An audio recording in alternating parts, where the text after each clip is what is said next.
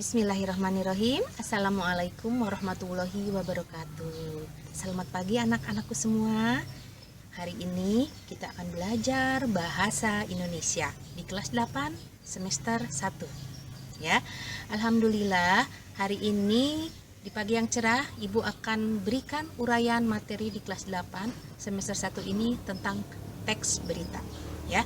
Kita mulai pembelajaran ini dengan membaca doa, ya. Baca basmalah sama-sama. Bismillahirrahmanirrahim. Semoga belajar hari ini menjadi berkah. Amin. Selanjutnya, siapkan alat tulisnya. Buku pelajaran bahasa Indonesia itu buku tulisnya harus punya 2 ya. 1 untuk catatan, 1 untuk latihan. Siapkan alat tulisnya, jangan sampai lupa. Kita mulai pembelajaran yang pertama, materi tentang teks berita. Berita, apa yang kalian ketahui tentang berita? Ya, mungkin kalian sering mendengar kata itu.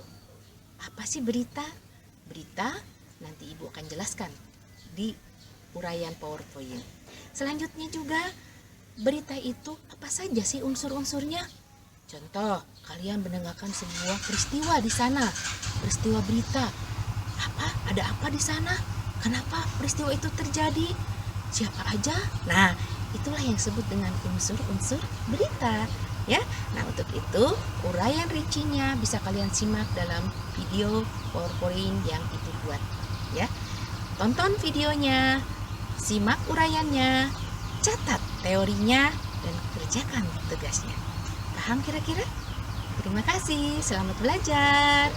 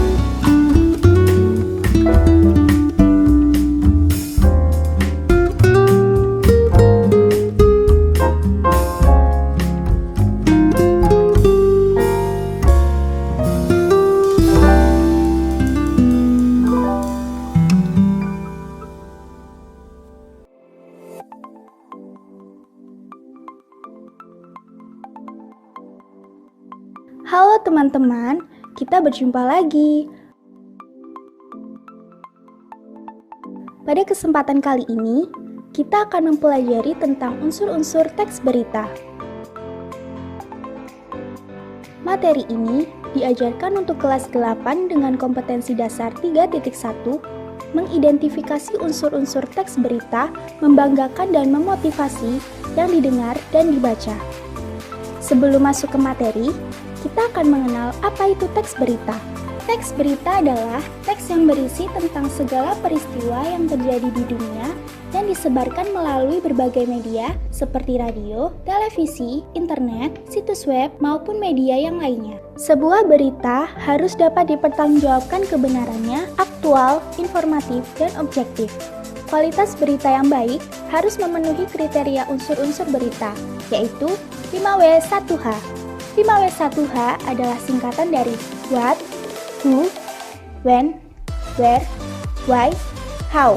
Lalu, apa maksud dari 5W1H? Di video ini, kita akan membahas satu persatu secara rinci. Unsur berita yang pertama adalah what atau apa. Unsur ini menjelaskan mengenai apa peristiwa yang terjadi yang diberitakan. Peristiwa yang diberitakan pun harus sesuai fakta yang benar-benar terjadi tanpa boleh ditambahkan opini atau pendapat. Contohnya, topik sebuah berita yaitu peristiwa banjir menggenangi 5 distrik dan menewaskan 16 orang. Selanjutnya ada unsur who atau siapa. Unsur ini menjelaskan siapa saja yang terlibat dalam peristiwa yang diberitakan. Orang-orang atau pihak yang terlibat dalam berita harus diinformasikan dengan benar agar lebih jelas dan berita dapat dipahami. Contohnya, yang terlibat dalam sebuah peristiwa yaitu warga di 5 distrik di negara bagian Maharashtra. Berikutnya ada unsur when atau kapan. Unsur ini menjelaskan mengenai waktu terjadinya peristiwa yang sedang dibahas dalam berita. Waktu terjadinya peristiwa harus dijelaskan secara jelas sehingga berita mudah dimengerti dan tidak menimbulkan kesalahpahaman. Contohnya, waktu terjadinya peristiwa tersebut, Kamis 8 Agustus 2019. Unsur berita selanjutnya adalah where atau di mana. Unsur ini menjelaskan tempat terjadinya peristiwa di dalam berita tersebut. Hal ini penting agar pemirsa tahu lokasi terjadinya peristiwa dan tidak salah dalam memastikan informasi yang diberikan. Contohnya, tempat kejadian peristiwa tersebut adalah 5 distrik di negara bagian Maharashtra, India Barat. Selain itu, juga ada unsur why atau mengapa. Unsur ini menjelaskan alasan kenapa peristiwa di dalam berita itu bisa terjadi. Selain itu, dibahas juga latar belakang dan alasan-alasan yang membuat peristiwa bisa terjadi, sehingga pemirsa bisa tahu informasi lebih detail. Contohnya, penyebab peristiwa tersebut adalah karena sungai meluap akibat kebijakan membuka pintu bendungan yang terisi penuh. Unsur-unsur berita yang terakhir adalah how atau bagaimana. Unsur ini menjelaskan mengenai proses atau kronologis peristiwa di dalam berita. Artinya, diinformasikan juga runtutan kejadian dalam berita serta detail-detail lain dalam peristiwa sehingga informasi bisa tersaji dengan utuh dan lengkap. Contohnya, kronologi peristiwa tersebut adalah hujan lebat dan banjir mengakibatkan 16 orang tewas dan 140.000 orang mengungsi akibat kebijakan membuka pintu bendungan yang terisi penuh. Setelah menyimak penjelasan tadi, apakah kalian sudah paham? Jika sudah, simaklah video berikut ini, kemudian tentukan unsur-unsur 5W1-nya. Selamat mengerjakan dan sampai jumpa lagi. Terima kasih telah menonton video ini. Wali Kota Surabaya, Tri Risma hari ini mengimbau kepada para orang tua untuk menjaga anak-anak dari penularan virus corona. Risma menyatakan saat ini di Surabaya, virus corona banyak menyerang anak-anak. Seperti contoh kasus di lokasi karantina Asrama Haji Surabaya, di mana terdapat seorang anak berusia 13 tahun harus dikarantina karena terpapar COVID-19. Pada saat menjalani karantina, sang anak terus menangis sehingga terpaksa harus dipulangkan kembali. Hal inilah yang membuat tugas penanganan pasien anak menjadi berat. Berdasarkan kasus yang ada di Surabaya, Pemkot hanya menemukan 1 kasus anak-anak yang tertular dari luar lingkungan keluarga. Memang kondisi anak-anak sekarang lagi libur. Nah, memang tugas para orang tua menjadi berat karena anak-anak ini sebetulnya diliburkan supaya mereka tidak banyak keluar rumah, gitu ya. Nah, sehingga tidak terkena kalau mereka tidak keluar rumah. Dari data Dinas Kesehatan Kota Surabaya tanggal 29 Mei 2020 yang disampaikan Kepala Dinas Kesehatan Kota Surabaya, saat ini ada 20 anak di Surabaya yang terpapar COVID-19. Yang sudah positif ya, kurang lebih kalau yang di data saya itu sekitar 20-an. 20-an ya? 20 anak.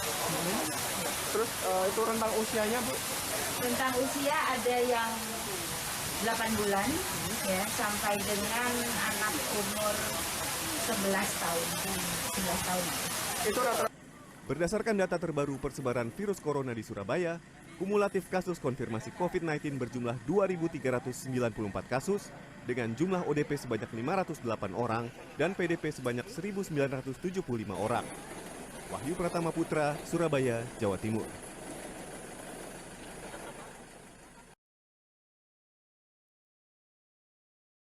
Bagaimana anak-anak? Sudah disimak uraiannya? Sudah ditonton videonya? Dan sudah dilihat apa isi beritanya? Ya, sekarang tugas kalian. Coba jawab pertanyaan dari berita tersebut ya. Tadi berita tentang COVID ya, kalau nggak salah tuh Ibu sudah kasih tahu gambarannya apa ya. Nah, unsur-unsur beritanya tadi yang 5W1H, tolong. Jadi kalian jawab di situ. Apa beritanya? Siapa saja ya? Kapan waktunya? Di mana berita itu? Nah, silahkan kerjakan oleh kalian di buku latihan. Jangan lupa tulis nama kalian, namanya nama lengkap ya, nama absen, kelasnya di situ harus jelas ya. Itulah materi kita tentang teks berita. Semoga bermanfaat ya. Ibu tunggu tugasnya lewat japri ke Ibu. Terima kasih. Assalamualaikum warahmatullahi wabarakatuh.